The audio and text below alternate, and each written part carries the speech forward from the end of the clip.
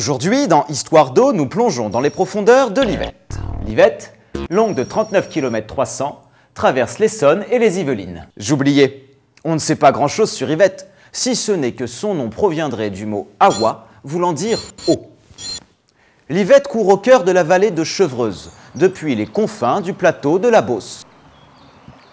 Elle voit venir la Mérantaise à Gif, le Volaron et le ruisseau d'Angoulême à Bure, le lac du Mel à Orsay et le lac de Lozère à Palaiseau. Vient le tour du ruisseau du Coq et de Vatancu à Villebon, la Boëlle et le ruisseau de Paradis à Saulx-les-Chartreux. Elle entre enfin à Longjumeau pour créer la rivière Morte et le Rouillon et se jette ensuite dans l'Orge, entre Épinay et Villemoisson-sur-Orge. Cette gentille petite rivière paraît inoffensive lorsqu'on la parcourt. Mais détrompez-vous, Yvette a du caractère. Le 29 avril 2007, des orages ont provoqué une brusque montée des eaux. La hauteur mesurée est passée de 31 cm à 2,06 m en quelques heures. L'Yvette est aussi une rivière festive, puisqu'elle est connue à Villebon pour ses guinguettes au bord de l'eau les premiers samedis et dimanches de juin.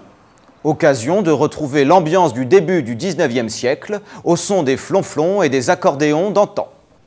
Pour conclure, une vieille légende raconte que sur l'un des plateaux qui dominent la vallée de l'Yvette s'élevait l'abbaye de Villefeu, propriété du pieux Saint-Éloi et trésorier du roi Dagobert, celui qui a mis sa culotte à l'envers.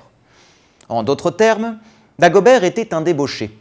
Une nuit de Noël, il organisa avec les moines de l'abbaye une petite sauterie. Saint-Éloi, découvrant le spectacle, lança sa malédiction et détruisit l'abbaye dans un gigantesque cataclysme. De nos jours, certains disent qu'à Noël, au moment où sonne la messe de minuit, les âmes des anciens religieux reviennent hanter les berges de l'Yvette à la recherche de leur chaste culotte.